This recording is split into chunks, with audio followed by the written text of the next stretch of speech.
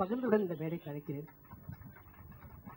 பிறந்த நாளுக்காக எல்லாரையும் அழைப்புகள் அடிச்சு அந்த பழக்கம் எனக்கு இல்லாதனால இந்த மாதிரி ஒரு விழா நடக்கிறது, புத்தக வெளியீட்டு விழாவின் பேரில் அந்த பிறந்த நாளும் சேர்ந்திருக்குது. அதில் எல்லாம் உங்களை சந்திக்கக்கூடிய இந்த சந்தர்ப்பத்திற்கு இறைவனுக்கு நன்றி செலுத்துகிறேன். இன்ன பிறருக்கு உண்மை எடுத்துரைத்தும் உண்பயனும் என்றெனிக்கை முழும் என்றோம். ஒரு இறைவனை தெரிந்த அடியார்கள் இறைவனை பற்றி பாடும் பொழுது, இறைவனை பற்றி சொல்லும் பொழுது, எவ்வளவு பெரிய பொருள் இறைவன் அப்படின்னு சொல்லும் பொழுது அந்த உணர்வு மற்றவங்களுக்கு உணர்த்துவதற்கு முன்னால் இவனே உணர்கிறான் பாருங்க. எப்படிப்பட்டவன் பாத்தியா அவன் அப்படின்னு சொல்லும் பொழுது முதல் பயன் யாருக்கு அடும்பதுன்னா அந்த சொல்றவனுக்கு தான் வருது.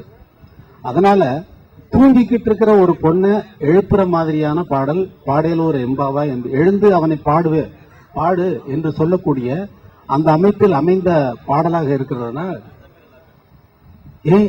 அவன் வர்றது தெரியாம நீ உறங்கிக்கிட்டு இருக்கியா, எழுந்திருக்கும் போது முதல் பயனை இவன் தான் அனுபவிக்கிறான். அதனால என் பயனை உன் உறக்கம் எழுப்ப, என்னுடைய பயனை உன்னுடைய உறக்கம் என்னை எழுப்பி விட்டதுனால நான் உன்னை பாட வேண்டியது இருக்கு. உன்னை எழுப்புறதுக்காக நான் பாடுற அடிகள்லாம் இறைவனை எழுப்புவதற்காக, இறைவனை உணர்த்துவதற்காக நான் பாடுகின்ற அடிகளை உன் உறக்கம் காரணமாக எனக்கு கிடைத்ததற்கு உனக்கு தான் நன்றி செலுத்துறேன் என்கிற உணர்வு தொனிக்கக்கூடிய அந்த பாடல். லிங்கத்தை தரிசனம் பண்ணிட்டு அப்புறம் கற்பூரத்தி எல்லாம் ஆச்சு. அதுக்கப்புறம் நான் வெளியே வரும் பொழுது என்னுடைய உணர்வுகள் இந்த இவ்வளவு பெரிய மகான்கள் பாடிய பாட்டு இந்த காற்றிலும் இந்த நிலத்திலும் இந்த கோயில் கருவறையிலும் அதை சுற்றிய சுவர்களிலும் எல்லாம் பதிஞ்சிருக்கணும். அப்ப அவங்க நடந்த பூமியிலே நம்ம நடக்கிறோம்ங்கிறது எனக்கு ஒரு வித்தியாசமான உணர்வை தோற்றி ஒவ்வொரு அடியையும் மெல்ல எடுத்து வைக்க நடந்து வருகிற மாதிரி எனக்கு ஒரு உணர்வை ஏற்படுத்தி இந்த நிகழ்வு நடந்து ஒரு 3 மாதம் கழிந்து விட்டது.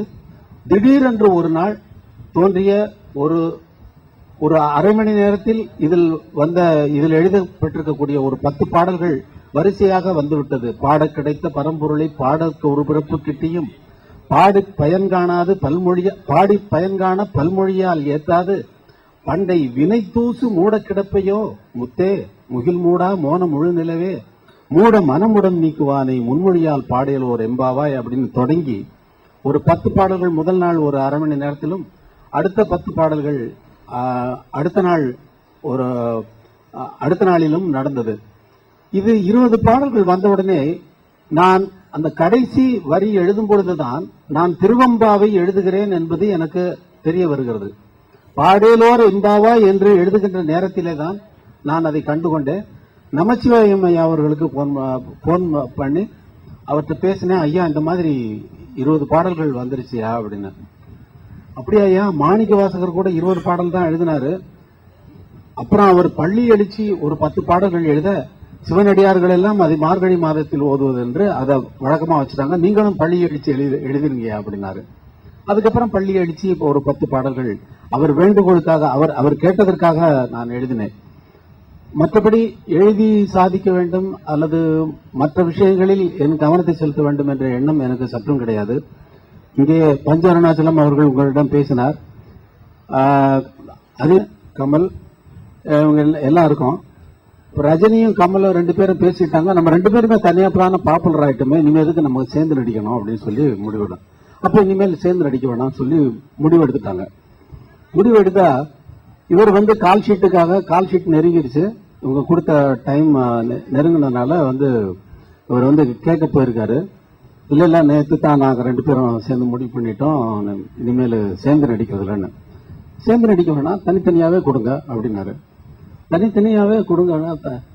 அப்ப தனியாவே 2 பேரையும் ஒன்னா வச்சு 2 படத்தையும் ஒரே நேரத்தில் தயாரிக்க முடியுமான்னு கேட்டாங்க. நீங்க கால் ஷீட்டை கூட அதை நான் பாத்துக்கிறேன் அப்படின்னாரு.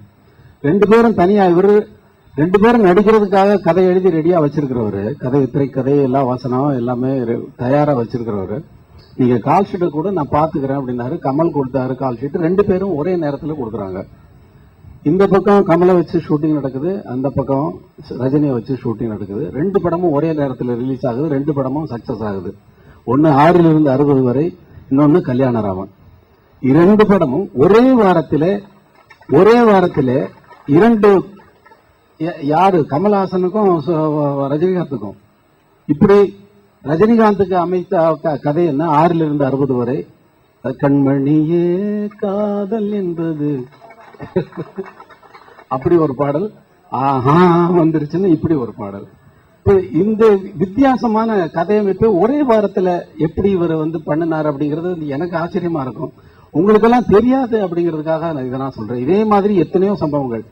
அதிகமான ரஜினிகாந்தினுடைய வெள்ளி விழா படங்கள் அனைத்தும் அவர்தான் இயக்கி இருக்கிறார், அவர்தான் எழுதியிருக்கிறார், அவர்தான் தயாரித்திருக்கிறார். கமல்ஹாசனுக்கும் அதே போல.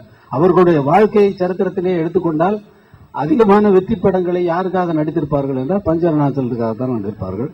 இந்த பிறந்த நாள் விழாவிலும் இந்த புத்தக வெளியீட்டு விழாவையும் ஒட்டி அண்ணன் அவர்களை இங்க வந்தது எனக்கு ரொம்ப மகிழ்ச்சி. அதே போல உங்களை அனைவரையும் சந்திக்கக்கூடிய ஒரு சந்தர்ப்பம் கிடைத்தது, அது இறைவனுக்கு நன்றி. அவ்வளவுதான், வேற ஒன்றும் சொல்றதுக்கு இல்லை. மரம் நடுறது, மரம் நடக்கிறாங்க, மரத்தை வச்சவன் தண்ணி ஊற்றுவான்னு ஒரு பாட்டு வேற போட்டிருக்கேன். நான் எங்க போய் டெய்லி இதுக்கு ஊத்துறது? மரத்தை வச்சேன், அங்க ஸ்டுடியோல பாத்துக்கிறவங்க தோட்டம் எல்லாம் பாத்துக்கிறவர் அவர் ஊத்து பார்த்துக்கிறாரு. ராமகிருஷ்ணன் அவர்களுக்கு என்னோட தனிப்பட்ட நன்றி. திரு பார்த்திபன் பாலா அவர்கள், ராமகிருஷ்ணன் அவர்கள்,